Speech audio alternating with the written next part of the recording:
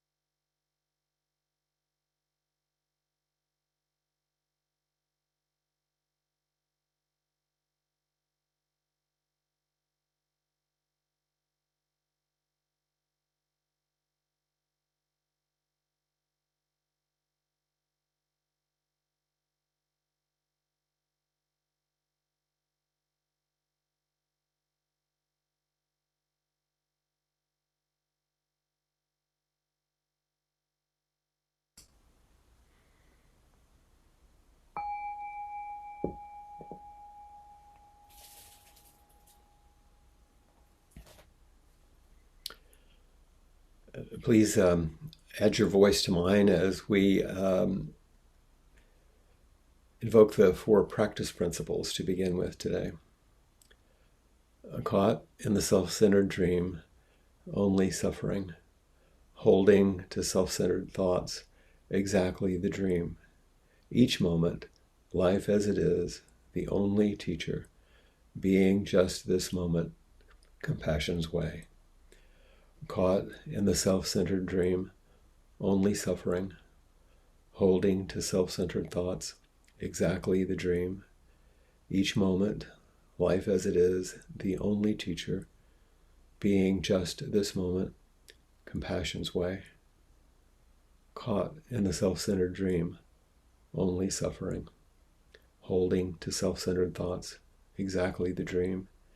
Each moment, life as it is, the only teacher, being just this moment, compassion's way.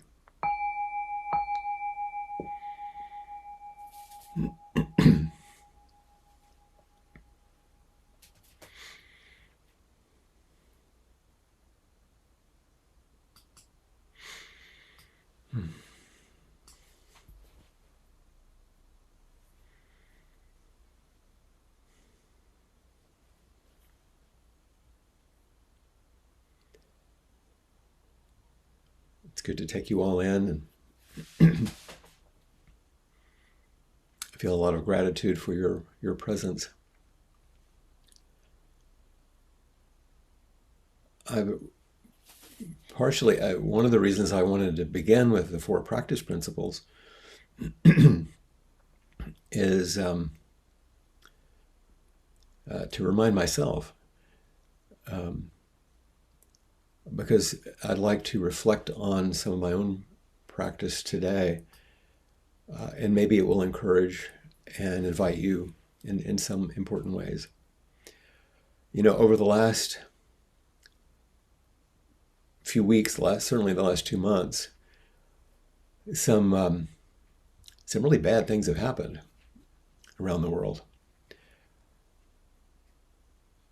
And even though I was speaking to you back in late April, I never really mentioned, and I'm going to say these things in a strong way, I didn't really mention in my inquiry reflections the racially motivated systematic execution of 10 black people in a quiet neighborhood supermarket in Buffalo, New York.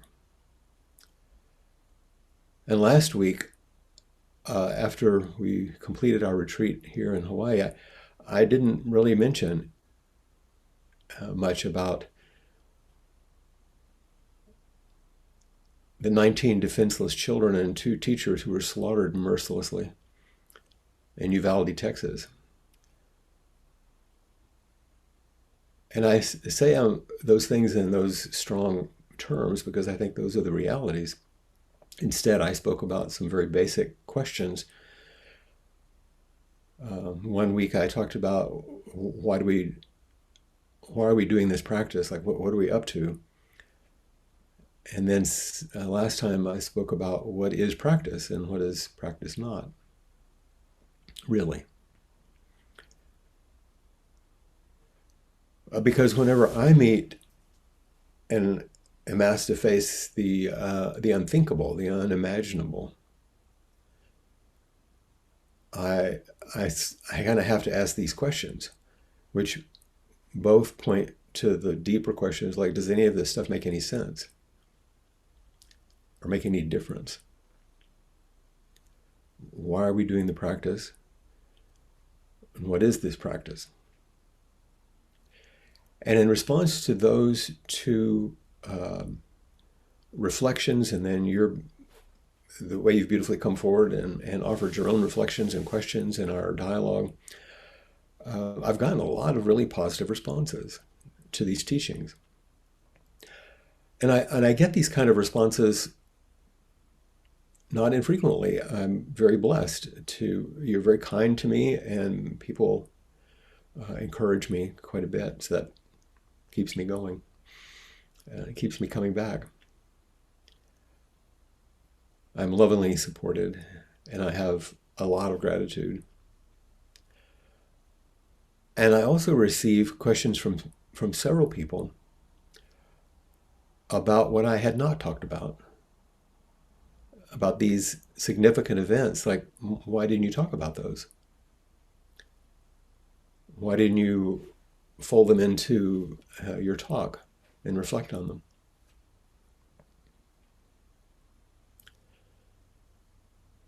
And the questions and the sort of gentle challenges, not really a challenge, about why I didn't bring them up, and some of the things that issued from those questions triggered in me, and this is why I wanted to start with the practice principles, it really triggered in me some unexpected frustration and even anger, which I didn't expect and which is not my kind of common response. I don't go to anger quickly. Not that I can't be, but it's not, or that kind of irritated frustration. As if a voice was saying, "Can't you see that this is what what I'm trying to communicate?" It's not common for me. So I had to look deeper, and I began to see, like I ask you always, I had to stay with my own reactivity in order to begin to recognize and then avow and allow myself to feel more fully what was moving in me. In other words, I had to follow my own teachings about the function of practice and the fruits of practice.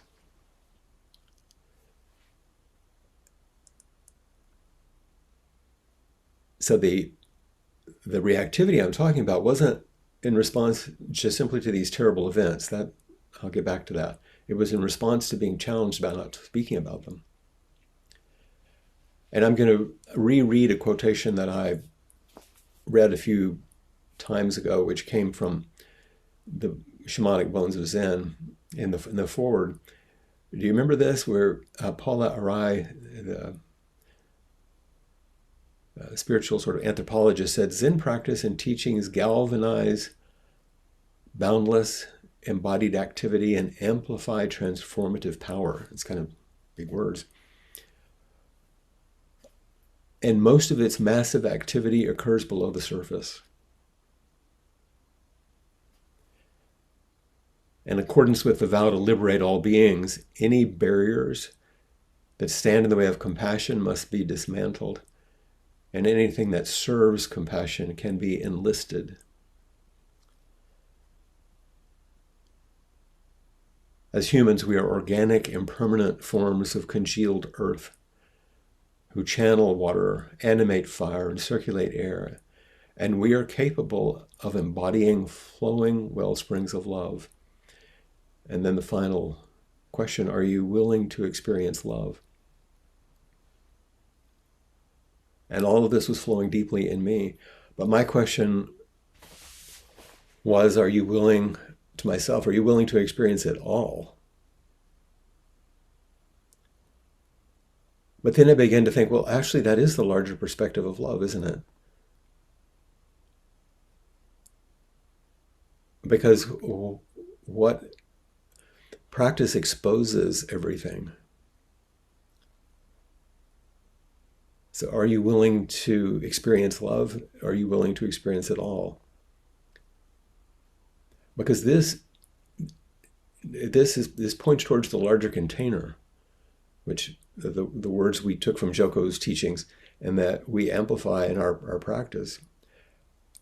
Through practice, through our embodied practice, through our relational practices, we open to this larger space, a larger container through which life energy can flow. And I spoke about this last week, which hopefully diverts us a bit from spiritual bypassing and plunges us into life as it is. Each moment, life as it is. So I had to come back to this question, can I make room for it all? Can I make room in me for my own hopelessness, my own rage, my grief, my terror. And the part I don't want to say is the murderous impulses in me. Not because I'm at risk to express those or act them out, but I have to admit that all of these things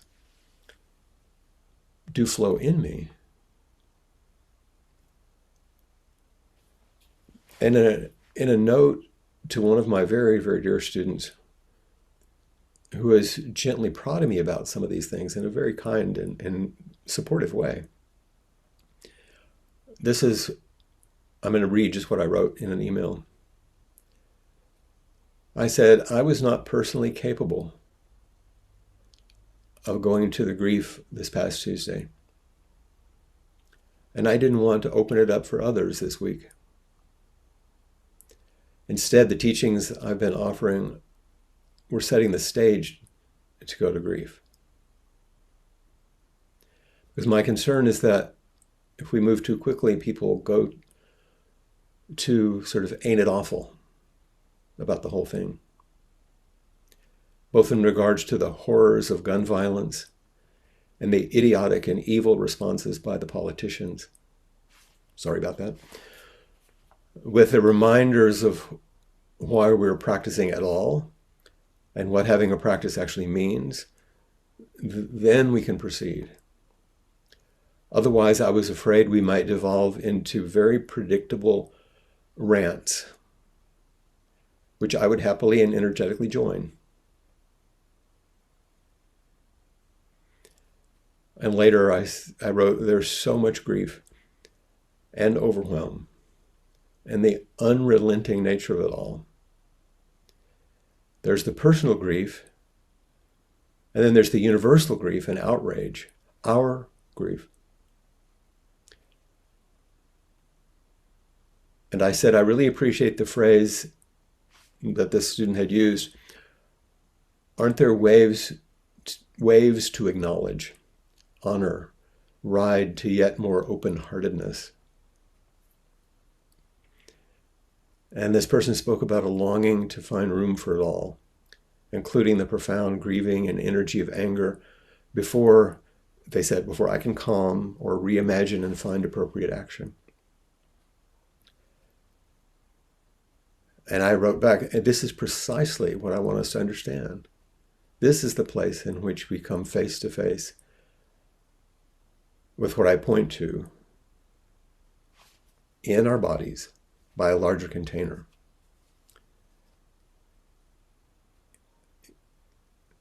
You're describing this longing precisely. And without that, without making that space, without honoring each wave, without finding room for it all, there is no true practice. That is practice.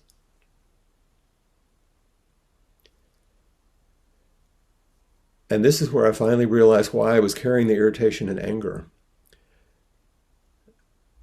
It wasn't the reactivity to the shooters and the politicians. That one's too easy. I was beginning to see more clearly why I felt what I've experienced as misunderstanding and frustration. It's just simply because I felt helpless.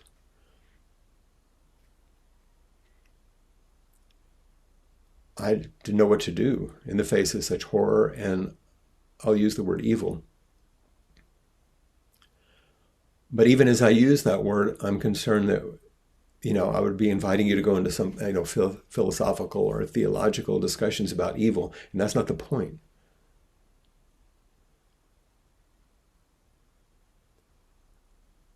The point is to make room for it all in our bodies and in our relationships, in our hearts and minds.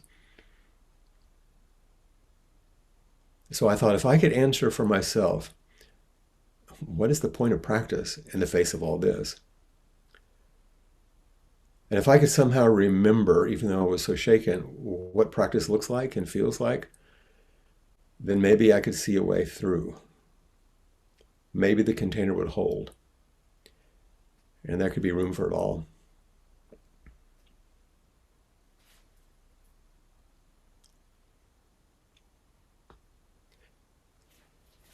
And then I received an email just yesterday out by the grace of the universe, I guess, I don't know, from the very same student with a poem written by Rosemary Watola Tromer. Some of you have read poems by her before.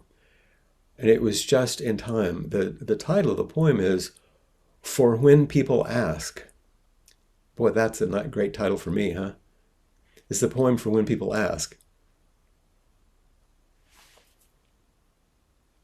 And I'll make sure it gets shared later. Here you go. She says, I want a word that means okay and not okay. More than that, a word that means devastated and stunned with joy. I want the word that says, I feel it all at once. The heart is not like a songbird singing only one note at a time.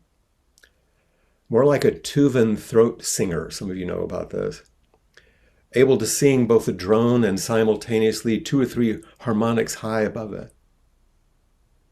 A sound the Tuvans say that gives the impression of wind swirling around rocks.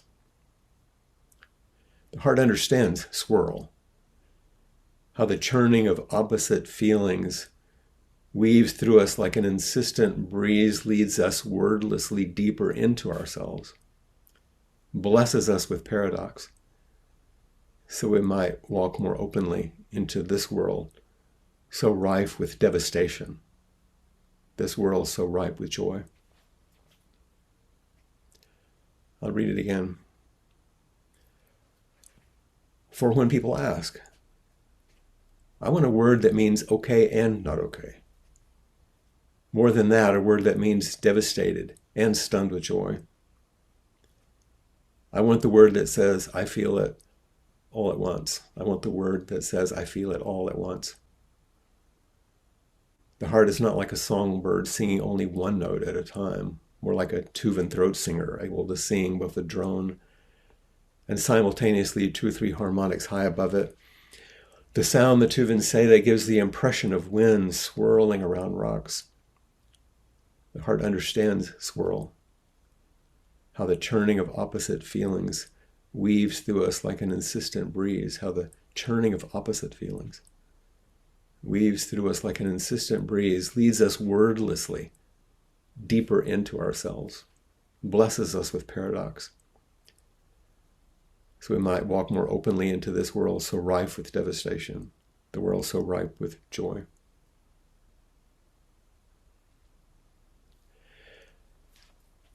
And I have just a small reprise. It's a word that I don't use very often. Maybe none of us do. You know, a reprise is a repeated passage of music. Something that comes again. Because of a few days earlier, before I'd received that poem, before I'd received the email, I was in a very lively and kind of testy conversation, good-hearted, testy conversation with 2 of my great friends here in Molokai. And it surrounded the word mystery and what it points to. And I've been speaking about this in the last 2 talks. And there was a strong pushback from one of them against anything beyond what's physically observable or outside just what we can think and understand. It was a reaction to mystery. And one of my moments of reaching another limit, but this time it was a reactivity that had to do with an outpouring of my heart instead of a contraction of my heart. This time, but still in a response to longing for someone to understand. Because both the opening and the contraction were both around this longing for you to understand. And I wrote back very personally and very passionately to my friend in a text message, which I'm going to read to you. And one piece you need to know to understand it, this friend has a collection of beautiful symphonic gongs, which is part of his practice because they're beautiful. But I wrote this to both of them after his last strong pushback. I said, what I refer to or point toward when I speak in these terms is the tender experience I see in each of us, the tender moments I see in you when something breaks through to your heart, inviting tears to begin to form in your eyes and causes a warm sense of well-being or goodness to gently flood into your body. That very real, visceral, and emotional experience is the only evidence I have of something that may very well issue initially from my thoughts, but seems to go well beyond them into an intimate space that's hard to touch, like the sounds of the gongs. You can feel those vibrations and even describe them, but they're more than your descriptions and even more than your sensory responses. And that's part of their beauty. Hence the word that I use, the embodied, inconceivable. That is no mystery. It's the longed for and treasured conversations we share, moving through our individual bodies and through the space our bodies make together. It's the forest and the sky and the ocean and the wind and the entire contingent universe we find ourselves in together. It's the awe and gratitude, the humility and sheer joy which brings up beyond everyday answers and beyond ordinary knowability. It feels like love to me.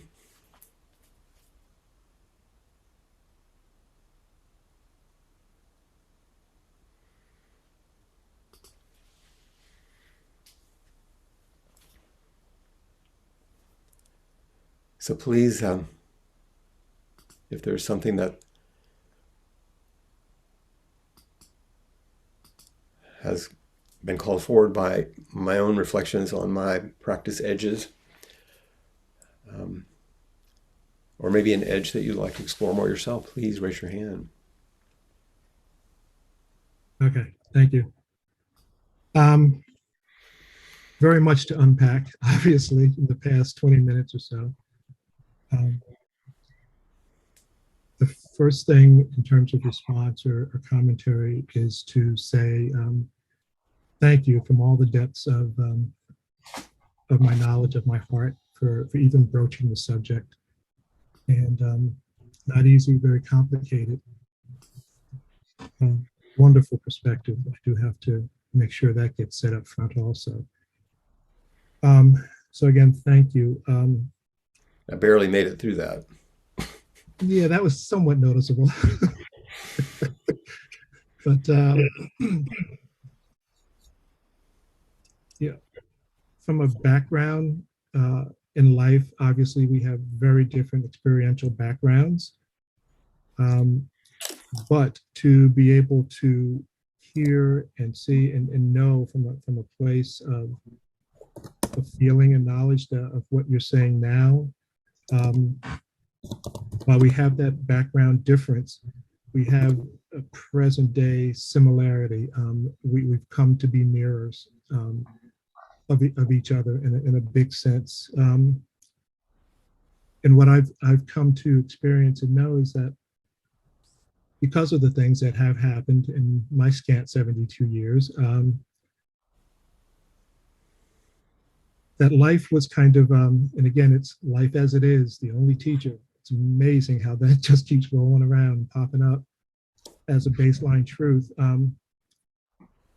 Prior to being involved with this, prior to knowing what we know and doing the practice and the inquiry and so forth, it turns out that life as it is was kind of a rough draft, if you will, of the things that we get to experience now. Growing up as an African American in America, especially in the 50s and 60s, which were a whole lot of fun. you realize, you had to come to realize for survival purposes, if nothing else, that there are scant few ways to hold insanity in a place of neutrality. Um, and all those things that you mentioned are, bottom line, insane. And, not to fall into that trap of, denigrating or bad naming and labeling of people and things. But what you realized is that the choice you have to survive and to thrive actually is to accept. You learn how to accept things. In the worst of moments, you accept it with some labeling and, of course, various emotional states. In your best of moments, you accept it. And as you continue to grow and mature, you find that that acceptance also has the opportunity. And I guess that's, if we turn towards that vast unknowable, that opportunity is there to, while we accept it simultaneously, you have the option to let it go. And if you don't exercise that letting it go, you can go down some of the very ugly paths in terms of emotional anger or, God forbid, violence and all those types of things, or hatred. And while accepting and simultaneously letting go, the underlying things that were there was to not engage. And I think engage is the right word, which kind of covers not trying to label it, just knowing this is one of the options of human behavior. Not to let yourself get caught in repeating those things or fixating on the activity or the experience. Don't engage, but also don't indulge or nurture it by staying with it and holding on to it and trying to make sense out of it or find ways to answer or fix it. Because if I could do that, I'd be on national TV right now. Mm-hmm. And the things with practice, it has that same thing where we turn to that vast unknowable and being able to open ourselves without labels and to be able to accept. And with that acceptance comes that liberation of sometimes knowing, sometimes not knowing, but always with either one of those alternatives to be quite okay. And so that kind of rough draft of survival life as a person with a particular skin color, unbeknownstly fit in perfectly to what's here, what's now, with the practice, with the, the four practices that we chanted this morning, as well as the verse of the robe and everything else that's in there. And we have a refuge, and we do have tools for staying the line and hopefully making right action choices. And that too is sometimes it's a little miracle, but sometimes it's a huge one, but always part of the miraculous that's there and that's available for us.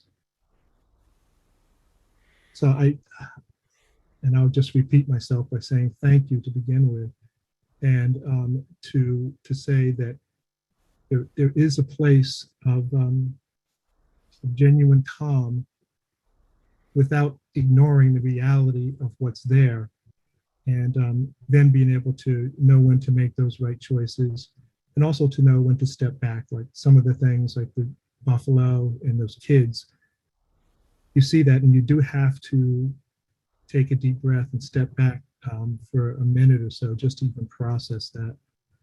But there are tools, there are ways, and there are advantages. And one of the main advantages, I think, is that we're able to be in this environment, with you, with everybody else that's here on the screen. And without clicking to see everyone, I don't think anybody else has my same tan in the winter that I do. But yet and still, we are all one in the most profound of senses. And that's all the news that's fit to print from me. Well, thank you for your teaching. Thank you really just for your voice, because we need it. I can speak about these things from my perspective as best I can, as deeply and as fully and honestly as I can. But I can't speak for the perspective of a man with black skin who grew up in a similar time that I did and had a totally different experience. And the main thing I want to say is thank God you survived. So that you can be here, not just like, oh, you saw it, but so you can be here with us. That's a blessing, Ed. Thank you. Appreciate your voice.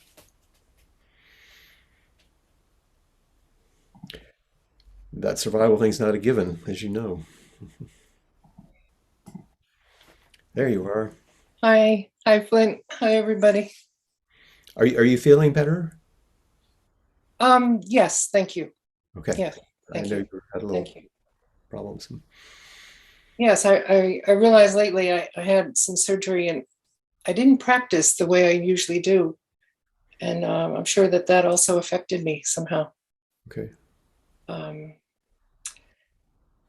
but I just wanted to say, first of all, that when the shooting happened in Texas, and I know I don't show up so much in person, but I just wanted to tell you, Flint, and all of you in Texas, that there was a particular corner of my heart that broke for you. Um, and I realized, I don't think I've ever known anybody in Texas before. So I realized that I've really taken all of you in my heart. And I just wanted to let you know that. Um, just two other things really quickly. I've been studying with a man named Francis Weller for the last 3 months or so, and he described they were having one of their grief rituals, I think in California, and when 9/11 happened, and they were having their usual bonfire, and somehow he knew to create another bonfire. And so while people were processing, so he labeled one bonfire grief, and he labeled the other rage. And he said the people who were starting with grief ended up moving to rage. And the people who started with rage ended up moving to grief. And then everybody ended up in a huddle. Mm. And I think that's what I've been doing, except mostly by myself, because I think most people don't want to express grief. We're afraid of it. Mm-hmm. And I don't want to be afraid of those bonfires. I mean, they're not wildfires, they're not going to destroy the whole earth, but they are bonfires and they are in my heart. And the only other thing I wanted to say was I asked for a dream last night because I've been really processing for weeks now. Trudy saying a couple of weeks ago, talking about the demure Kuan Yin, pouring out her. And one thing happened that I never really quite realized before. I thought, holy shit, a vase of dewdrops. I never processed this. How long does it take to fill a vase of dew? Mm. It was mind blowing, right? So anyway, but I agreed with her. I thought, oh, give me a break, this little demure vase. So last night I asked for a dream, just like help me get this. And so I dreamt the male version, Kuan Yin, Canon, Mm-hmm. and he was holding a vase, which to my knowledge they never do in Japan. Never seen it. No. So he was holding the vase and he was tipping it, but I was digging the hole for the vase to pour into. Mm. And when I woke up, I realized this is what I think it means for me, that it's really great, to have this compassion flowing, but I have some work to do. I have to make the hole to contain it, to hold it, Mm-hmm. to receive it, like this. And those are the practice things that I was trying to set the stage for exactly. Yeah, What a powerful image yeah, and a direct response to your deep request. yeah, very grateful. So thank you, all of you. And thanks for that powerful image of the bonfires Mm. and the and the connection between them. Um, and you're offering, Chris is the one who sent me the poem, so I had the poem, and I really appreciate the the connection that allowed that to come through.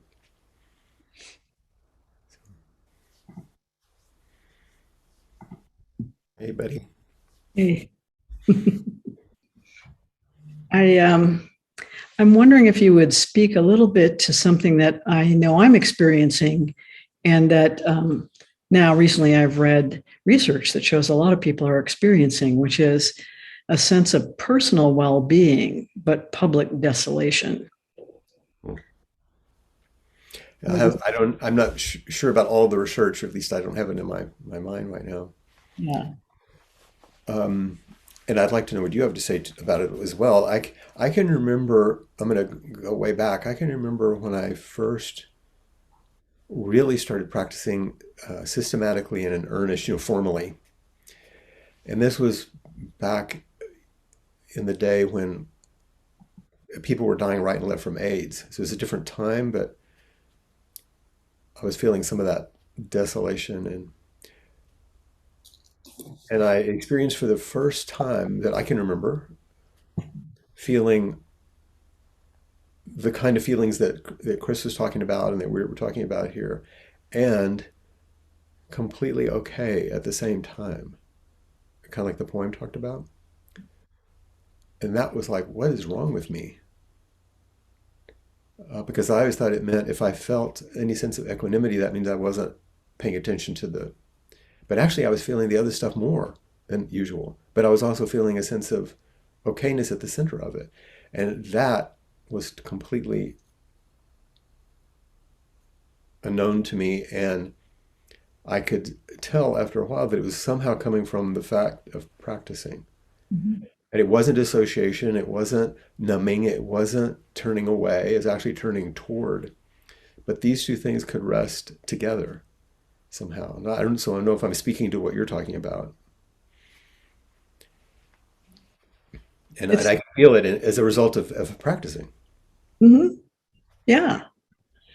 It's a question I asked you a long time ago about whether you can be happy if anyone in the world is unhappy. What did I say? You didn't actually answer that question. Uh-oh.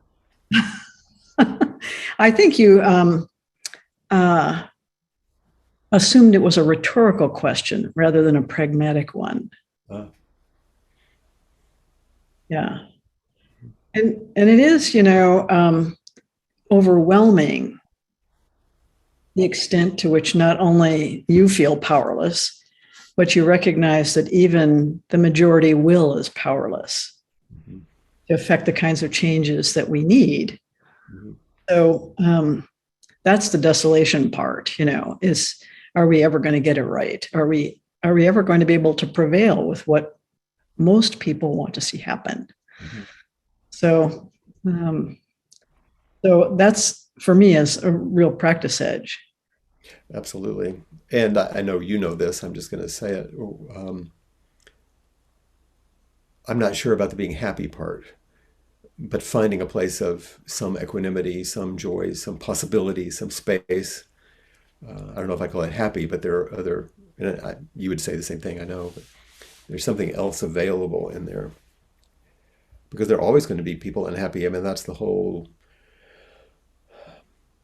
image of the archetype of Avalokiteshvara, to hear the cries of the world and respond appropriately and to find a sense of goodness in there somewhere. It's what Chris was talking about, like how do we, is it some puny little vase of goodness, or uh, what's required? Yeah, it gives me a wrenching feeling looking at my little granddaughter, playing Oh, hopscotch in a rainbow dress and the background of the world she's in, the yeah, that's the part that I didn't feel capable of actually turning toward a little bit because something would come up on the news and would have all those 19 faces of the kids or the 10 faces from the store. And like I had to turn, I couldn't look at it. yeah. And I thought, what a wimp I am. who am I to be a teacher? I can't even look at these faces without crumbling. It's devastating. But that actually is an appropriate response, I think. Yeah. Hmm. So, well, thanks for bringing this forward because it's an important piece of this all at once thing. I think it's that disconnect, and this is what the research was showing, that people, the vast majority of people, maybe 75% of the population, feels their lives are going well. And a much larger percentage, maybe 95% of the people, feel the world is not going well, Hmm. even though their personal experience is of things going well. Hmm. Well, we'll see how the experiment keeps unfolding. Yeah. Yeah. Thank you. Hi there. Hi, Flint. Oh, the Han arrived yesterday. Oh, it did? Yes. Wonderful. I'm so happy to hear that. We're going to start working on our echo Han on this side of the ocean over here. Good. Yeah. Thank you. And thank you, Ed. And thank you, Peg. This is so rich and really is calling me forward. And honestly, I'm on a little device, and so I couldn't see. And I was maybe hoping that there were other hands and that I'd put my nap and not have time because I'm trembling. There you are. But here I am. And this whole thing that we're talking about is the practice edge that I've walked now for 7 years, pretty intensively, with what I felt was a great awakening to my Dharma work, as awakening to reality came through enough that I could see that karma dharma is one coin, or as a Mobius strip, or whatever we want to say, where there's one, but not quite, so it's not two, and there's a twist. Mhm. Really appreciate this conversation, and I think what it is stirring in me, and why I want to come forward to fortify my practice and meeting life as it is here, is because I love the humble coming forward that we have of what do we do? How do we do this? That there's not a great knowing, because as you be on the news, we'd be, yay, celebrate, if we found a way. And yet I think that humble acknowledgement that we all have really helps me know that where I have edges of knowing, of wanting to stand, wanting to do something, an idea of how could I meet this, that I got to embolden that heart that's willing, out of dismantling what stands in the way of compassion and arising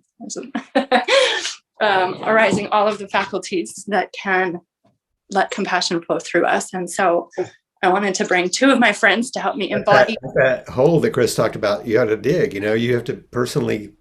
Yes. Oh, there's the royal ease coin in. Yes. So this is one version of, that feminine love that comes through compassion that, of course, I love. And she sits with me here at home. Mm-hmm. She's from, our tradition in Buddhism. And over this last little while, I found this statue that borrows from another tradition from Egypt, which is also where I feel connection. Uh-huh. And so for me, some of the answer for me is this more fierce stance. You have a cobra in her hand? She does have a cobra in her hand. Wow. And on her brow. Yeah. As well. She's a tough customer. Yes, right.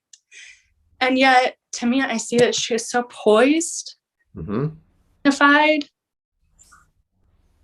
and she does not look easily movable from that place of poise and dignity and willingness to stand where the serpents, raise their head along with her right in the midst of this. And so I think one of the things I hear in me is an appreciation for you raising this of like, wow, it's really scary to fully open ourselves to it.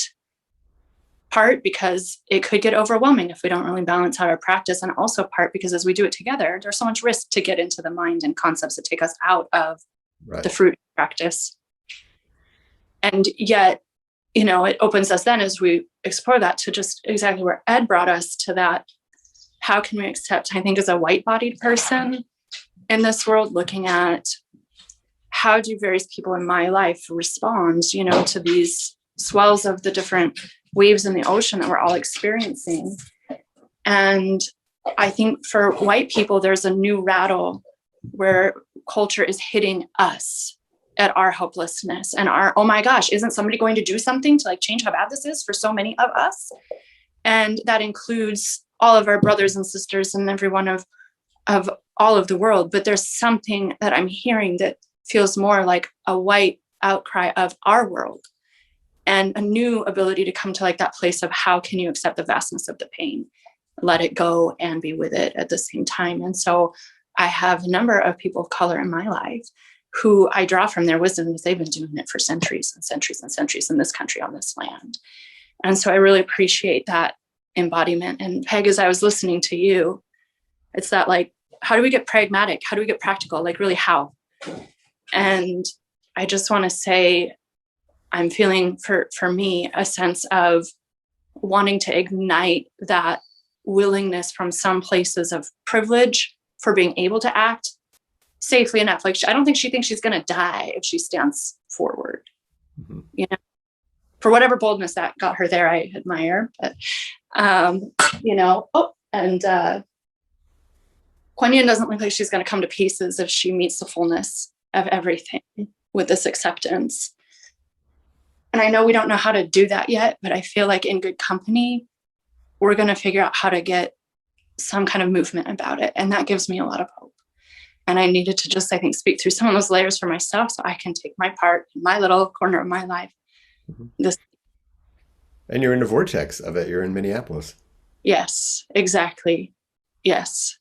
And I live on a corner that is called Northrop and Mound. Northrop, if you take out the R, Northrop, was the writing of the character who wrote his biography that became 12 Years a Slave. Mound is called Mound because this was burial mound, sacred burial mound areas of the indigenous people. Mm-hmm.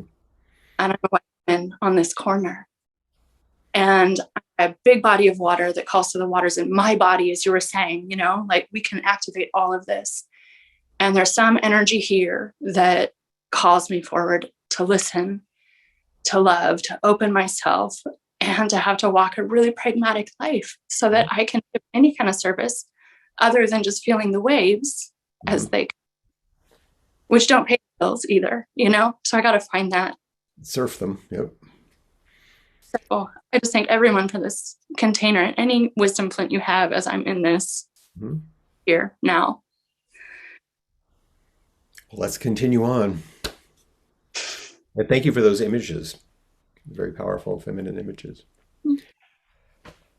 And let's invoke the oh, Jay, wait a minute. Just quickly. We had Sabrina next, but if you want to, she just wanted to say a quick thank you, I think. Oh, okay.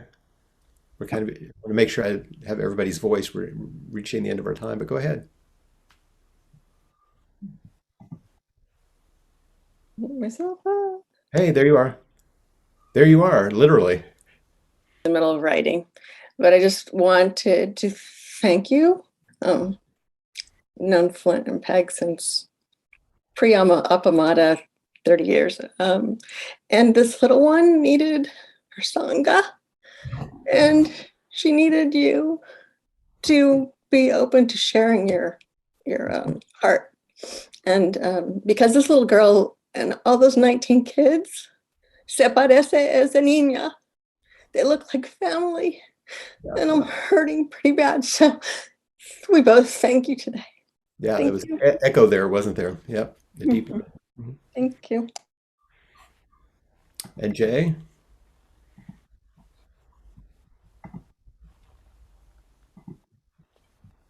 There she is. Hi, everyone. Hi, Ed.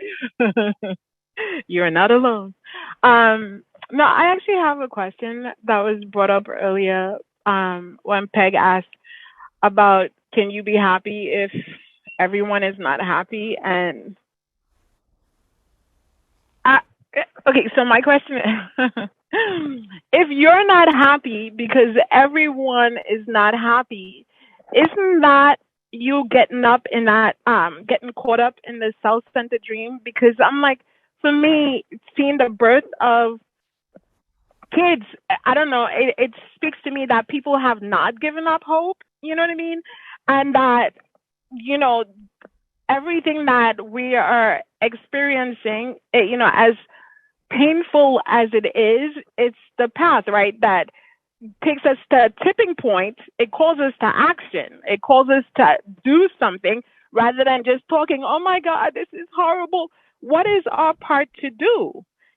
I know of people who always, let's be specific, coworkers who always cry about, oh, this is whatever, but they do nothing. Yeah. So when we put our practice, in my opinion, these are moments that call us to action, and the frequency with which is happening now is like a domino. It's really, to me, the universe crying out, do something, rather than sitting there saying, oh my God, not another one again. So I experience joy every day, despite what's going on, because I know that it is, let me see, I don't know how to put it into words right now without taking us way over time, but I experience joy every day despite other people not being happy, because that is not my And role that's to what's do, crucial. For you, a black-skinned woman, to say that is important to hear. Okay. That's a powerful invitation. It's a powerful challenge. It's a powerful expression of your own practice. And so that's why it's a good punctuation for today, even though we're going to have to wrap up, Okay. of course. But Yeah. but I wanted to hear your voice and I wanted to see your face because, Thank you. and so we're going to chant the verse of the robe now to remember that unification. Okay? Here we go. Vast is the robe of liberation, a formless field of benefaction. Wearing the universal teaching, I realize the one true nature, thus harmonizing all being. Vast is the robe of liberation, a formless field of benefaction. Wearing the universal teaching, I realize the one true nature, thus harmonizing all being. Vast is the robe of liberation, a formless field of benefaction. Wearing the universal teaching, I realize the one true nature, thus harmonizing all being.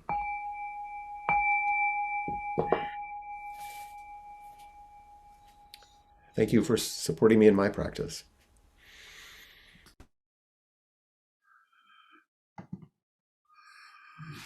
Thank you so much, Flint. I'm just reminded of sunflowers that when the sun goes away, they turn towards each other. And I think with this practice, that's what we do. We turn towards each other. So thank you so much for that, Flint. And thank you all so much for being here and for turning towards together. And if you'd all, if any of you would like to make a offer dana towards this evening, or towards Flint, then and towards any of Appamada's programs and facilities, then please do go to the website at appamada.org/contribute. And there you'll find an opportunity to offer dana either one time or to set up regular payments. So thank you all so much for being here. And if you'd like to continue to turn towards, then please do meet myself and others for a further 30 minutes on the virtual porch. I look forward to seeing some of you there. Thank you all very much.